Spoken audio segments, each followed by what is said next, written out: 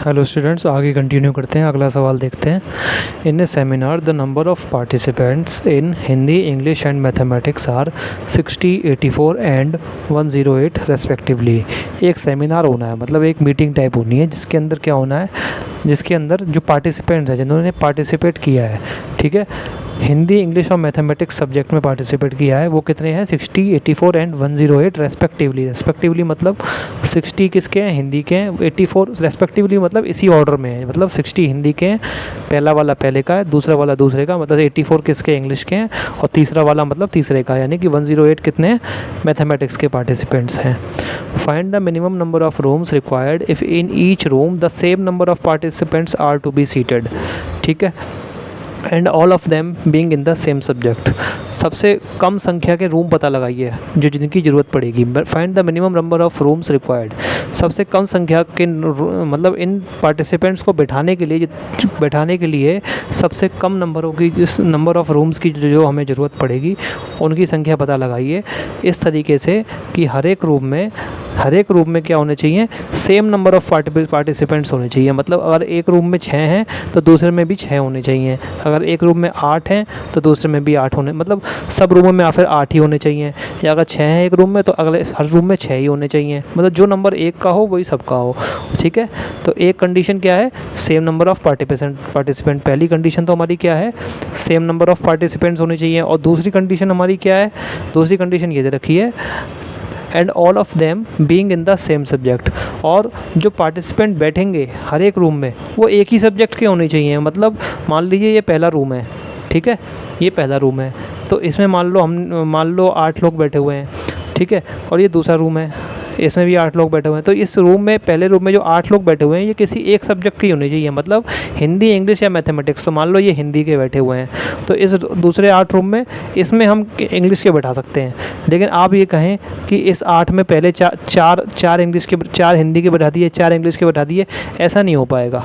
ठीक है ना, एक रूम में एक ही सब्जेक्ट के होने चाहिए लोग। ठीक है ना, तो ये 2 कंडीशन दी हुई है, ध्यान रखना। ठीक है ना, पहली कंडीशन क्या है कि सब रूमों में बराबर आदमी होने चाहिए। और दूसरी कंडीशन क्या है? जिस रूम में लोग बैठे हुए हों, किसी भी रूम को हमने देख लिया खोल के, तो जिसके अंदर जो लोग बैठे हुए हैं वो किसी एक सब्जेक्ट के ही निकलने चाहिए, या तो हिंदी के निकलें, या फिर इंग्लिश के निकले, या मैथ के निकलें। समझ में आ गई बात? तो ये दूसरी कंडीशन है ना, ये बहुत इंपॉर्टेंट है। अगर ये दूसरी कंडीशन ना होती तो फिर ठीक है, दूसरी कंडीशन ना होती तो सवाल कुछ होता ही नहीं, मतलब ये समझ लीजिए। क्योंकि फिर क्या होता, हम क्या करते, सीधा 60, 84 और 108, ठीक है, किसी को भी किसी में बैठा दिया। ठीक है, मिनिमम नंबर ऑफ़ रूम्स चाहिए। ठीक है, तो मिनिमम नंबर रूम क्या हो जाता है? एक ही हो जाता है, सबको जोड़ के एक ही रूम में बैठा देते। ठीक है, लेकिन हमको क्या है, अलग अलग रूम में, एक रूम में एक ही टाइप के आदमी होने चाहिए। ठीक है, तो इस सवाल में क्या होगा, एक रूम में कितने लोग बैठेंगे? 6 बैठेंगे, 8 बैठेंगे, जो भी बैठेंगे, वो कैसे पता लगेगा? वो लगेगा पता हमको 60, 84 और 108 का HCF पता लगा के। क्यों? देखो, हमें क्या पता लगाना है? पहले हमें क्या करना है? मिनिमम नंबर ऑफ़ रूम्स पता लगाने हैं। रूम क्या हो? सबसे कम हो। रूम सबसे क्या हो? कम हो। ठीक है, रूम सबसे कम हो। तो रूम सबसे कम कब होंगे? रूम जो है सबसे कम की, अगर मान लो मैं चाहता हूँ कि मेरे 5 की बजाय 3 रूम में काम हो जाए। ठीक है, रूमों की संख्या मुझे कम से कम रखनी है। ठीक है ना, तो अगर मैं चाहता हूँ कि रूमों की संख्या कम से कम करूँ, तो इसका एक ही उपाय है, एक ही इसका क्या है? मेथड है। क्या मेथड है? कि रूमों में मैं जो लोग हैं उनकी संख्या ज़्यादा से ज़्यादा करूँ। समझ में आ रही बात? अगर मैं चाहता हूँ कि मैं रूमों की संख्या कम से कम रहे, तो मैं उसका एक ही तरीका है। वो एक तरीका क्या है कि रूमों के अंदर जो लोग बैठे हुए हैं उनकी संख्या को ज़्यादा से ज़्यादा किया जाए। देखो मैं क्या कह रहा हूँ, ज़्यादा से ज़्यादा। तो इसका कुछ हिंट मिल रहा है आपको? Highest common factor, highest HCF क्या होता है? Highest common factor. ठीक है ना, HCF। और मैं कह रहा हूँ ज़्यादा से ज़्यादा, जितना ज़्यादा हो सके, मतलब हाईएस्ट। समझ में आ गई? तो मुझे क्या निकालना है? हाईएस्ट। एक हिंट तो यहीं से मिल रहा है। ठीक है ना, और बाकी और आप ध्यान से सोचेंगे तब भी आपको पता लगेगा कि HCF ही निकालना है। क्यों निकालना है? क्योंकि हम इन तीन, हमको क्या है अलग अलग बिठाने हैं, ठीक है ना। हम तीनों को मिला के तो बिठा नहीं सकते कि हिंदी इंग्लिश और मैथ को एक मिला के बिठा दिया, ठीक है ना, ऐसा तो हम कर नहीं सकते। तो हम क्या करने हैं कि इस तरीके से लोग बैठाने हैं कि जो लोग आएँ वो क्या है प्रॉपर तरीके से डिवाइड हो जाए। मतलब कि मान लो ये 60 है तो 60 जो है तीन रूमों में डिवाइड हो जाए, 3 या 4 जितने भी रूम घेरे हैं उसमें प्रॉपर तरीके से डिवाइड हो जाए, ठीक है ना। और मान लो 84 है, 84 मान लो 4 रूम घिर गए तो 4 में 80 दे, लेकिन जितने तरीके से भी वो डिवाइड हो वो नंबर इक्वल हो। मतलब अगर इसमें 12 लोग हैं तो इसमें भी 12 होने चाहिए, ठीक है। तो मान लीजिए ये हिंदी के हो गए और ये मान लीजिए इंग्लिश के हो गए और ये हो गए हमारे मैथ के। मान लीजिए मैथ में हमारे कितने 6 रूम घिर रहे हैं, 1 2 3 4 5 6, तो इसमें भी 12 होने चाहिए। समझ में आ रही बात? अब ये आपको थोड़ा समझ में नहीं आ रही होगी तो पहले हम HCF निकाल लेते हैं तब आपको समझ में आएगी, ठीक है ना। तो HCF कितना होगा या 60 84 और हम किसका 108 का HCF पता लगाएंगे, 60 84 और 108 का, ठीक है। तो कैसे पता लगाएंगे? देखो ये सारे जो है ना किसके LCM है वो होते हैं 12 के होते हैं, किसके 12 के फैक्टर हैं। देखो अगर मुझे एक जल्दी से जल्दी HCF पता लगाना है तो क्या है तीनों को एक साथ ही कर देते हैं, 12 5 या 60, 12 7 या 84 और 12 9 या 108 हो गया।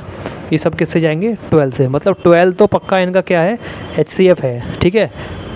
और 5 7 9 में से क्योंकि कुछ कॉमन है ही नहीं सकता, और कुछ 5 7 और 9 लगातार किसी नंबर से जा सकते हैं। 2 से 5 नहीं जाएगा, 7 नहीं जाएगा, 9 नहीं जाएगा, 3 से 5 नहीं जाएगा, 7 नहीं जाएगा, लेकिन 9 चला जाएगा। ऐसी तरीके से 2 3 के बाद अगला प्राइम नंबर क्या आता है 5 आता है, 5 से ये चला जाएगा लेकिन 7 नहीं जाएगा, 7 से ये चला जाएगा लेकिन ये दोनों नहीं जाएगा। तो कोई नंबर नहीं है जिससे तीनों लगातार चले जाएँ, ठीक है। तो HCF हमारा क्या निकल के आ जाएगा 12। ये तो शॉर्ट तरीका है, ठीक है। आप अपने तरीके से भी कर सकते हैं जैसे हम करते हैं एक नंबर को निकाल के, ठीक है, वैसे भी कर सकते हैं, कोई दिक्कत नहीं है, ठीक है। तो HCF हमारा क्या आ जाएगा 12 आ जाएगा इसका। अब HCF 12 का मतलब है कि हर रूम में हम 12 नंबर ऑफ़ पीपल दिखा सकते हैं। मतलब क्या हो जाएगा अगर हमारे हिंदी के लोग हैं, हिंदी में कितने लोग थे 60, ठीक है ना। तो 12 हमने हमारे 5 रूम घिरेंगे, 5 रूम घिरेंगे, कितने 5 रूम घिर जाएंगे, ठीक है ना। जिसके अंदर क्या होंगे 12 लोग बैठ जाएंगे, 12 लोग बैठ जाएंगे, ठीक है। इसी तरीके से हमारे कितने ये 5 रूम कैसे निकाले मैंने 60 को डिवाइड करके, 60 लोग हैं ना और एक रूम में 12 लोग बैठ रहे हैं तो 5 रूम घिर जाएंगे, ठीक है ना। इंग्लिश में कितने रूम घिर जाएंगे इसी तरीके से 7 रूम घिर जाएंगे, ठीक है। 1 2 3 4 5 6 7, ठीक है ना। इसमें भी हर एक रूम में कितने लोग बैठ जाएंगे 12 लोग बैठ जाएंगे, ठीक है। और ये सारे के सारे 12 लोग किसके होंगे इंग्लिश के ही होंगे, और इसमें जो 12 बैठे होंगे ये भी किसके होंगे हिंदी के ही होंगे, हिंदी इंग्लिश और क्या बचा मैथ।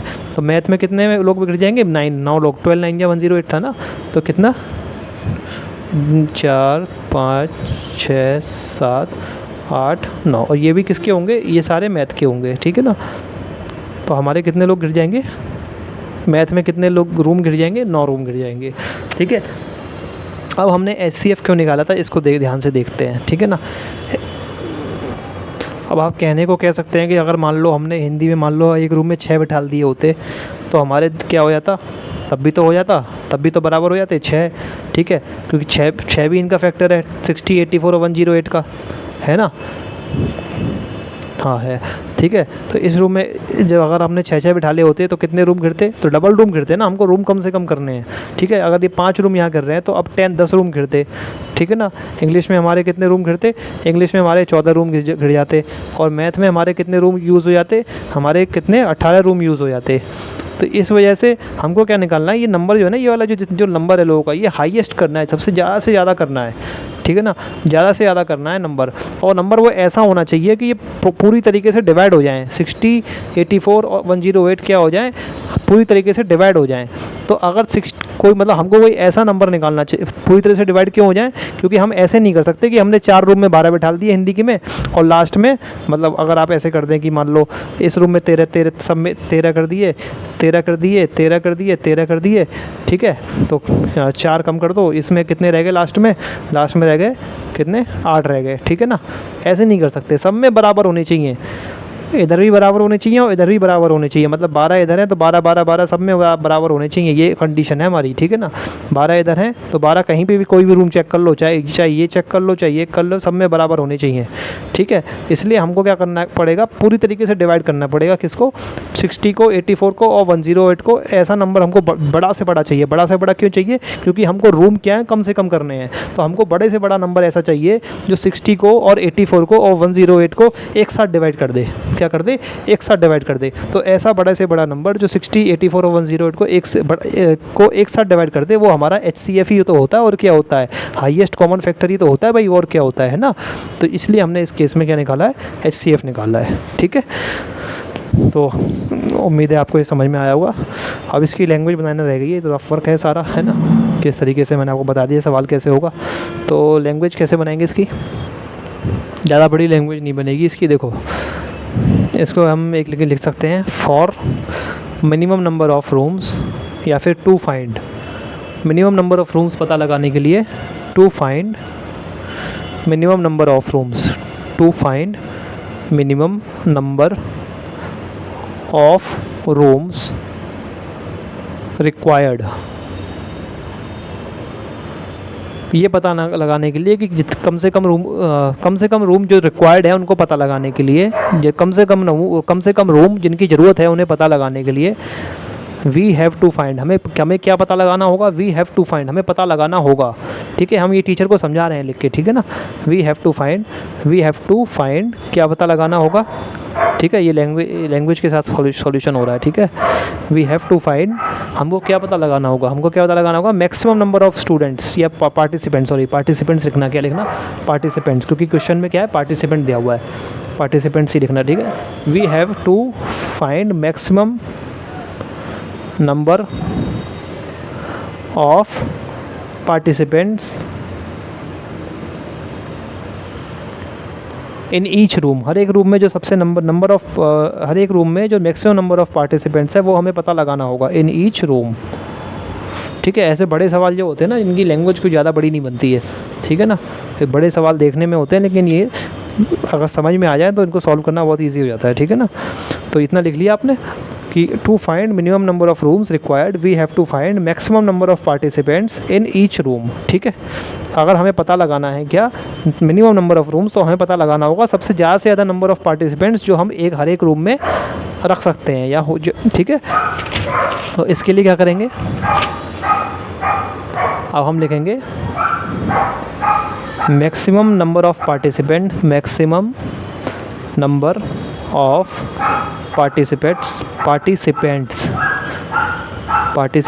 इन ईच रूम कितने होंगे, इज़ इक्वल टू क्या होगा, HCF होगा किसका, तीनों नंबरों का। तीनों नंबर लिख देना कॉमा करके। क्या नंबर थे हमारे, 60, 84 और क्या था, 108 था शायद, है ना। हाँ 60, 84 और 108, तो इसका कितना आ जाएगा, 60, 84 और 108 कॉमा करके लिख देना नंबर, ठीक है, तीनों के तीनों। अब क्या करना है, अब HCF पता लगाना है। अब HCF आप चाहे कैसे ही पता लगाइए, ठीक है ना। तो चाहे कैसे कर लीजिए, finding HCF by prime, finding पता लगा रहे हैं क्या, HCF, ठीक है, किसका, 60, 84 का और 108 का, by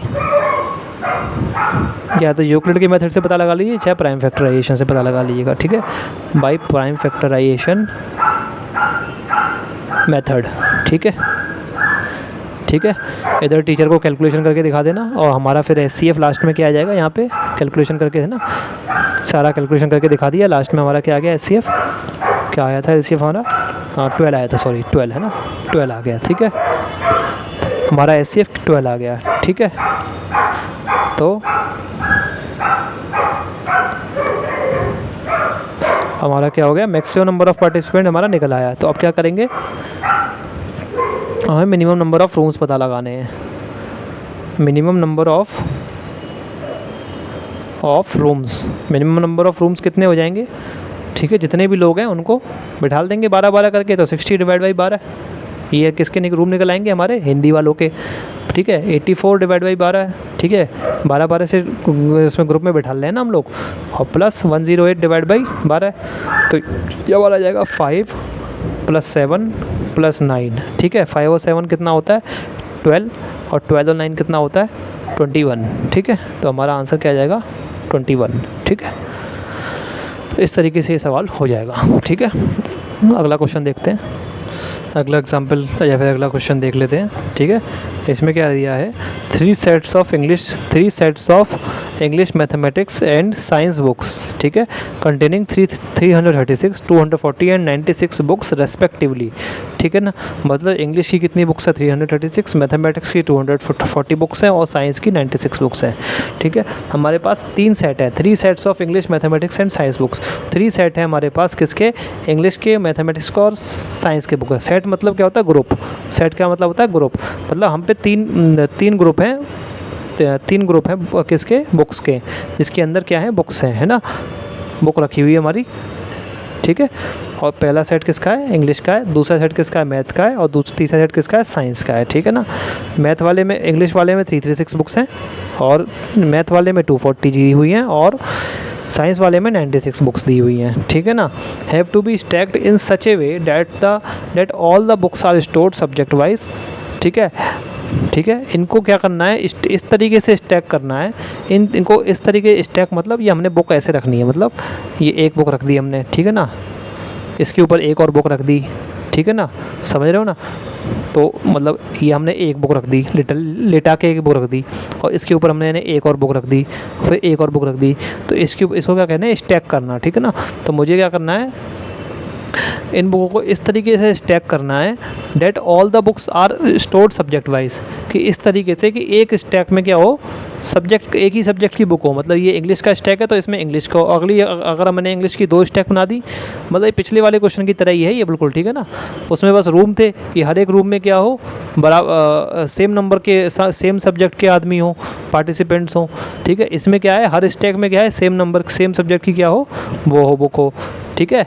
have to be such a way that all the books are stored subject wise store करनी है, मतलब वही है सेम सब्जेक्ट की हो ना books. And the height of each stack is the same, और हर हाइट क्या होनी चाहिए, हर स्टैक की क्या होनी चाहिए, सेम होनी चाहिए। How many stacks will be there, ठीक है ना, how many stacks will be there, ठीक है। तो ऐसी स्टैक्स कितनी बन सकती हैं, ठीक है ना। इस सवाल में एक छोटी सी गलती है, ये मैंने RS अग्रवाल से लिया है, इसमें एक सवाल में लिखा होना चाहिए, मिनिमम होना चाहिए, यहाँ पे लिखा कितना, हाउ मैनी मिनिमम स्टैक्स, कितनी लिखनी चाहिए मिनिमम, ठीक है। उसने खाली लिख दिया how many stacks will B, ये गलत है, हाउ मैनी मिनिमम स्टैक्स। सबसे हमें क्या कम से कम स्टैक्स पता लगानी है, क्योंकि स्टैक्स तो हम कितनी भी बना सकते हैं ना, क्योंकि देखो 336, 240 और 96 ये सब 2 के मल्टीपल भी हैं, साफ साफ दिख रहा है। तो हमने क्या किया, इंग्लिश की किताब 2 के उसमें लगा दी, ठीक है ना, 2 के उसमें लगा दी, ठीक है। तो इसके फिर बहुत सारे आंसर हो जाएंगे इस सवाल के, ठीक है ना। लेकिन अगर कहेंगे minimum, how many minimum stacks will be there, कम से कम स्टैक्स, लेकिन अगर आपका ये मिनिमम नहीं सब लगा नहीं है तब भी आप समझ जाना एग्जाम में कि मिनिमम ही पूछ रहा है, ठीक है ना। अब हमें क्या करना है, स्टैक्स को क्या करना है, मिनिमम करना है। स्टैक्स मतलब ये हमारी इंग्लिश की बुक रखी हुई है, पहली बुक रखी है इंग्लिश की, ठीक है, फिर दूसरी बुक रखी है, मतलब पहली सॉरी ऊपर से नीचे नहीं, नीचे से ऊपर रखी जाती है बुक्स। तो ये पहली बुक रखी है, इसके ऊपर एक और बुक रखी हुई है, इसके ऊपर एक और बुक रखी हुई है, ठीक है। इस तरीके से हमारी बुक्स रखी हुई है, ठीक है ना, ठीक है। हमें क्या करना है, मिनिमम नंबर ऑफ़ स्टैक्स बनानी है, ठीक है। तो हमें अगर मिनिमम नंबर ऑफ़ स्टैक्स मतलब ये जो क्या कहते हैं, एक के ऊपर एक रखी हुई है, इसको एक स्टैक कहेंगे, इसको एक स्टैक कहेंगे, ठीक है ना। तो हमें स्टैक्स क्या करनी है, मिनिमम नंबर ऑफ़ बनानी है, और सब्जेक्ट वाइज रखनी है बुक, कि ऐसा नहीं कि इंग्लिश रखी हुई है तो उसमें दूसरी एक बुक हमने ऊपर किसकी रख दी, क्या रख दी, मैथ की रख दी, ठीक है, या फिर साइंस की रख दी। नहीं, इंग्लिश की तो इंग्लिश की बुक होनी चाहिए एक स्टैक के अंदर, और अगर मैथ की है तो मैथ के अंदर होनी चाहिए, ठीक है। हाँ, एक सब्जेक्ट की एक से ज़्यादा स्टैक बन सकती है, उसमें कोई दिक्कत नहीं है, ठीक है ना। जैसे इंग्लिश की हमने 2 स्टैक बना ली, ठीक है, उसमें कोई दिक्कत नहीं है। इंग्लिश की क्या है, एक और स्टैक बना सकते हैं हम, इंग्लिश की एक और स्टैक बना सकते हैं, ठीक है। एक स्टैक इंग्लिश की बना सकते हैं, एक से ज़्यादा बना सकते हैं, ठीक है ना, 1 और 3 भी बना सकते हैं, वो तो हमारा जितना पता लगेगा नंबर उस हिसाब से बना सकते हैं। मतलब एक से ज़्यादा स्टैक बन सकती है, लेकिन एक स्टैक के अंदर एक तो बराबर बुक होंगी, जैसे इसमें 1 2 3 4 5 थी तो इसमें भी 5 होनी चाहिए, 1 2 3, जिसमें 6 होगी तो इसमें भी आप 6 बना दीजिए, इसमें से 6 दोनों में हो गई, तो दोनों में 6 है तो 6 ही होनी चाहिए दूसरी में भी, ठीक है। तो ये सवाल बिल्कुल पहले वाले सवाल की तरह है, ठीक है ना। तो इसमें कुछ नहीं करना है, इन तीनों का हमें क्या करना है, देखो अब हमें क्या करना है, स्टैक्स को मिनिमम करना है। स्टैक्स को मिनिमम करना है तो हमें क्या करना है, जो बुक रखी हैं उनका नंबर क्या करना है, ज़्यादा से ज़्यादा करना होगा। बुक का नंबर क्या करना होगा, ज़्यादा से ज़्यादा मतलब हाईएस्ट करना होगा नंबर, ठीक है, हाईएस्ट सबसे ज़्यादा करना होगा। तो हाईएस्ट नंबर से ही हमें क्या मिल रहा है, एक हिंट मिल रहा है, क्या, हाईएस्ट कॉमन फैक्टर पता लगाना है, ठीक है ना, ज़्यादा से ज़्यादा। तो क्या 336, 240 और 96 का हमें क्या पता लगाना होगा, हाईएस्ट कॉमन फैक्टर HCF, ठीक है ना। और फिर ICF पता लग जाएगा, वो तो हमें क्या पता लगेगा, नंबर ऑफ़ बुक्स पता लग जाएंगी। फिर हमें क्या करना पड़ेगा, स्टैक्स पता लगानी है। तो स्टैक्स पता लगाने के लिए क्या करेंगे, 336 को हम डिवाइड कर देंगे उस HCF से, जो भी आएगा, H लिख ले रहा हूँ मैं, प्लस क्या करेंगे, तो हमको क्या पता लग जाएगा, ये H मतलब HCF, ठीक है ना। फिर उसके बाद हमने 240 को डिवाइड, ये हमारा नंबर किसका पता लग जाएगा, इंग्लिश का। फिर 240 प्लस कर देंगे, 240 डिवाइड बाई क्या कर देंगे, मैथ का नंबर, जो मैथ का जो HCF आएगा उससे डिवाइड कर देंगे किसको, 240 मतलब मैथ की बुक्स नंबर को। और फिर 96 को हम इससे डिवाइड कर देंगे HCF से। तो इस तरीके से हमारे टोटल नंबर ऑफ़ स्टैक्स निकल आएंगी, ठीक है। तो इस तरीके से ये सवाल बनेगा, ठीक है। तो 366, 240 और 96 का HCF क्या आ जाएगा, तो इसका HCF जो आ जाएगा 12 2 24 और इधर पहुँचेगा 6 और 12 2 24 और इधर बच गया 6 और 9, 12 8 96, 12 2 24 20, 12 8 96, 12 आ गया और क्या आ गया, इसको किससे जाए, 4 7 से जा सकता है, हाँ 4 से चला जाएगा ये, 4 7 28, 4 5 20, 4 2 8, ठीक है। तो 12 4 48 इसका क्या आ जाएगा, HCF आ जाएगा, क्या आ जाएगा, 48 इसका HCF आ जाएगा, 48 HCF आ जाएगा। फिर 48 को हम इससे डिवाइड कर देंगे, सॉरी 48 से इन तीनों को डिवाइड कर देंगे और जोड़ देंगे नंबर। तो बिल्कुल पहले वाली सवाल की तरह मेरे इसकी ये लैंग्वेज, बिल्कुल इसकी जो लैंग्वेज बनेगी बस पिछले बिल्कुल पहले वाली सवाल की तरह बनेगी। बस पहले वाले सवाल में क्या था, पार्टिसिपेंट्स था, है ना। जो पार्टिसिपेंट्स ना आ रहा था, पार्टिसिपेंट्स की जगह आप क्या लिख लेना, पार्टिसिपेंट्स की जगह आप लिख लेना बुक्स, ठीक है। पार्टिसिपेंट्स की जगह लिख लेना बुक, रूम की जगह लिख लेना आप स्टैक्स, ठीक है ना। पार्टिसिपेंट्स की जगह कर देना क्या, पार्टिसिपेंट्स की जगह कर देना, पार्टिसिपेंट्स को रिप्लेस कर देना किससे, बुक से, ठीक है। रूम को रिप्लेस कर देना किससे, स्टैक्स से, स्टैक्स से रिप्लेस कर देना, ठीक है। और क्या रिप्लेस करोगे,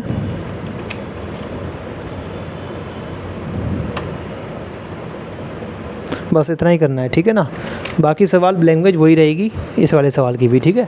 तो इस तरीके से आप इसको खुद कर लेंगे, बिल्कुल उसको क्या करना है, बस पार्टिसिपेंट्स को बुक से रिप्लेस कर देना और रूम जो आया था उसको स्टैक्स से रिप्लेस कर देना, पूरी लैंग्वेज वही रहेगी, कुछ भी अंतर नहीं आएगा, ठीक है ना। और नंबर जो आएंगे वो तो रिप्लेस होंगे ही, जो नंबर दिए हुए हैं, मतलब इसके नंबर 60 84 108 थे, इसमें 336 240 और 96 थे, ठीक है। तो बस लैंग्वेज वही रहेगी, ठीक है ना। इनका number of books required, we have to find number of book stacks required, हाँ बस ठीक है, मैंने सही कहा, पार्टिसिपेंट्स को बुक से रिप्लेस कर देंगे, रूम को स्टैक्स से कर देंगे, ठीक है। अब अगला एग्जाम्पल देख लेते हैं। अगला सवाल है 3 पीसेस ऑफ टिम्बर। टिम्बर क्या होता है, इमारती लकड़ी, जो हमारी इमारती लकड़ी होती है ना, जो महंगी लकड़ी आती है, जो हमारे, ठीक है ना, जो हमारे घरों वगैरह में यूज़ होती है, उसको क्या करते हैं, टिम्बर कहते हैं। 3 pieces of timber 42 metre, 49 metre and 63 metre, ठीक है। तो एक दो टाइप की लकड़ियाँ होती है ना, एक तो जलाने के लिए यूज़ होती है, एक घरों में जो फर्नीचर के लिए यूज़ होती है, उसको क्या कहते हैं, टिम्बर कहते हैं।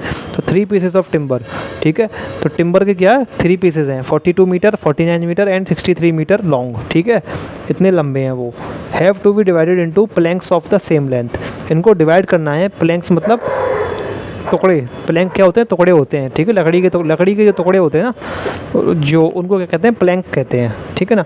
इनको क्या करना है, लकड़ी के टुकड़ों में डिवाइड करना है, टिम्बर के टुकड़े जो होते हैं उनको प्लैंक कहते हैं, उनको प्लैंक्स में डिवाइड करना है, कितना, सेम लेंथ के, ठीक है। मतलब 42 मीटर, 49 मीटर, साथ साथ डायग्राम बता लेंगे तो क्वेश्चन को समझना आसान हो जाता है ना। तो और 63 मीटर, ठीक है। ये हमारे 3 टिम्बर के टुकड़े हैं, इनको क्या करना है, प्लैंक्स में डिवाइड करना है, सेम लेंथ के होने चाहिए लेकिन, ठीक है ना। प्लैंक को हमें मतलब इनके टुकड़ों में डिवाइड करना है, तो लेकिन उनकी जो लेंथ होनी चाहिए, मतलब इसकी लेंथ और जो इसमें से टुकड़ा है और जो किसी भी इसके भी टुकड़े हम करेंगे, उन सब की लेंथ क्या होनी चाहिए, सेम होनी चाहिए, ठीक है। What is the greatest possible, देखो ग्रेटेस्ट शब्द आ गया, ग्रेटेस्ट, सबसे ज़्यादा पॉसिबल लेंथ कितनी हो जाएगी हर एक प्लैंक की, सबसे ज़्यादा पॉसिबल लेंथ क्या हो जाएगी भाई, इनका HCF निकल जाएगा और क्या होगा, ठीक है ना। हाईएस्ट कॉमन फैक्टर, सबसे हाईएस्ट लेंथ, हाईएस्ट क्या हो जाएगी, हाईएस्ट कॉमन फैक्टर, ठीक है, सब ठीक है। अगर इंडिविजुअली पूछते कि हाँ इंडिविजुअली क्या हो जाती, मतलब केवल एक दिया होता ये 42 मीटर वाला। अब कहते हैं कि इसके जो हमें प्लैंक बनाने हैं सबसे हाईएस्ट कितनी हो जाएगी, सबसे ग्रेटेस्ट पॉसिबल लेंथ क्या हो जाएगी। तो ग्रेटेस्ट पॉसिबल लेंथ क्या होती, ये पूरा का पूरा टुकड़ा दे देते, इसके टुकड़े ही नहीं करते हम, 42 मीटर हो जाती, ठीक है। लेकिन अब इन तीनों को हमको इस तरीके से लेना है कि तीनों का आ जाए, मतलब अगर मैंने 42 मीटर पूरा भी ले लिया तो 42 मीटर मैंने इसका कर दिया तो अब कितना बचेगा, एक 42 मीटर टुकड़ा हो जाएगा और 49 में से 42 का कितना बचा, तो अगला 6 मीटर का बचेगा केवल। यहाँ गड़बड़ हो जाएगी। कंडीशन क्या है, सब बराबर होनी चाहिए, मतलब ये 6 42 ऐसे नहीं चलेगा, सब बराबर होनी चाहिए, ठीक है। समझ में आ रही बात। तो इसलिए हमको क्या करना पड़ेगा, HCF लेना पड़ेगा, हाईएस्ट कॉमन फैक्टर लेना पड़ेगा। तो सीधी से इसका लैंग्वेज बना के सॉल्व करते हैं, सीधा सीधा, कुछ नहीं है, छोटा सा सवाल है ये, ठीक है। ग्रेटेस्ट, 2 लाइन का सवाल है, greatest possible length of each plank is equal to क्या हो जाएगा, HCF of 42 metre, 49 metre and 63 metre, ठीक है। ये हमारा ग्रेटेस्ट पॉसिबल लेंथ हो जाएगी, ठीक है। मतलब 42 मीटर, 49 मीटर और 63 मीटर को ऐसे ऐसे टुकड़ों की लेंथ पता लगानी है हमें जिसमें बराबर डिवाइड हो जाए, वो टुकड़ों की लेंथ क्या हो, मैक्सिमम हो, क्या हो, मैक्सिमम हो। तो वो मैक्सिमम कब होगी, पहले तो वो टुकड़ों की लेंथ क्या होगी जिसमें बराबर डिवाइड हो जाए, और तो वो ऐसा नंबर जो इन तीनों को डिवाइड कर दे, ठीक है। तो ऐसे नंबर तो बहुत सारे होंगे जो इन तीनों को लगातार डिवाइड कर जाए, ठीक है ना। ऐसे नंबर तो बहुत सारे होंगे जो इन तीनों को लगातार डिवाइड कर जाए, लेकिन हमें क्या करना है, प्लैंक की लेंथ क्या करनी है, मैक्सिमम करनी है, क्या करनी है, ग्रेटेस्ट करनी है, सॉरी ग्रेटेस्ट करनी है। तो ग्रेटेस्ट करने के लिए हमें वो नंबर भी क्या करना पड़ेगा, ज़्यादा से ज़्यादा देना पड़ेगा, ठीक है ना, है ना। तो ऐसे नंबर जो इन तीनों को डिवाइड कर जाए और तो उसका नंबर वो सबसे ज़्यादा से ज़्यादा हो, वो क्या होता है, वो होता है HCF ही होता है, और क्या होता है, ठीक है ना। तो हाँ, greatest possible length of each plank, ये क्या हो जाएगी, HCF। अब आप लिख लेना बाई प्राइम फैक्टराइजेशन मेथड, है ना, फाइंडिंग HCF पता लगा लेंगे। तो HCF मैं रफ में पता लगा लेता हूँ, आप पता लगा देना, टीचर को यहाँ करके पूरा कैलकुलेशन करके दिखा देना HCF कैसे निकाला आपने, ठीक है ना। तो HCF मैं तो रफ में पता लगा देता हूँ, 7 6 या 42 हो जाएगा, 7 7 या 49 और 7 9 या 63, 7 टाइम्स गया और ये 6 3 HCF है ना, हाँ तो बस 7 ही आएगा इसका HCF, ठीक है। तो इसका HCF क्या आ जाएगा, आप कैलकुलेशन करके दिखा देना टीचर को, ठीक है। मैंने शॉर्ट में जल्दी से निकाल लिया, ठीक है। मैंने कैसे निकाला है, अपना वाला छोटा वाला मेथड होता है ना, 42 49 और 63, ठीक है। इनका किया, तीनों को एक साथ डिवाइड कर दिया, एक कॉमन नंबर देख लिया कौन सा है, मुझे दिख रहा है ये तीनों 7 के टेबल में आते हैं, 7 6 या 42, 7 7 या 49, 7 9 या 63, ठीक है। ये तीनों किसके टेबल में आते हैं, 7 के में। अब देखो ऐसा कोई नंबर जो इन तीनों को लगातार डिवाइड कर दे, कोई है, कोई नहीं है, ध्यान से देखो, ठीक है। 3 तो आपको लग रहा होगा 3 है, 3 2 या 6, 3 3 या 9, लेकिन 7 को नहीं करेगा ना 3, फिर 2 भी नहीं है, ठीक है, कोई नंबर नहीं है। तो 7 ही हमारा क्या है, HCF है, ठीक है। अब क्या करना है, हाँ नंबर ऑफ़ प्लैंक्स पता लगाने हैं। तो क्या कर, सीधा लिख देंगे number of planks. Number of planks कितने हो जाएंगे, जैसे पिछले वाले क्वेश्चन में किया था, क्या करेंगे, 42 को डिवाइड करेंगे 7 से, प्लस 49 को डिवाइड करेंगे 7 से, प्लस 63 को डिवाइड करेंगे 7 से। तो हमारे कितने हो जाएंगे, 6 + 7 + 9, ये हमारा कितना हो जाएगा, 6 2 13, 13 और 9 कितना होता है, 22 हो जाएंगे। तो 22 हमारा आंसर आ जाएगा, ठीक है। हाँ, लेकिन इसमें 2 सवाल पूछे थे, केवल ये नहीं पूछा था। पहला सवाल ये था कि greatest possible length of each plank, तो यहाँ के बाद एक लाइन और लिख देना, जो HCF हमने पता लगा लिया, इसके बाद क्या लिख लेंगे, देयरफॉर यही greatest possible length of each plank, greatest length या फिर ग्रेटेस्ट लेंथ, पॉसिबल हटा दिया मैंने, greatest length of each plank equal to 7 metre, ठीक है। इसको डब्बे में बंद कर देना क्योंकि पहला आंसर हमारा ये है, ठीक है। 2 सवाल पूछे गए हैं, 2 क्वेश्चन मार्क है क्वेश्चन में, ध्यान से देखो, एक क्वेश्चन मार्क ये है, एक क्वेश्चन मार्क ये है, मतलब 2 सवाल से मिलके दो आंसर हमें लगाने हैं। और नंबर ऑफ़ प्लैंक्स, इसको भी डब्बे में बंद कर देना एक, ठीक है। तो ये हमारे 2 आंसर आ गए इसके, ठीक है। ये सवाल हमारा हो गया, ठीक है, कुछ नहीं था इस सवाल में, ठीक है। तो स्टूडेंट्स इस वीडियो में फ़िलहाल इतना ही। आपको वीडियो अच्छी लगी हो तो वीडियो को लाइक करना, चैनल को सब्सक्राइब करना और वीडियो को ज़्यादा से ज़्यादा लोगों के साथ शेयर करें। आपका वीडियो देखने के लिए बहुत बहुत शुक्रिया।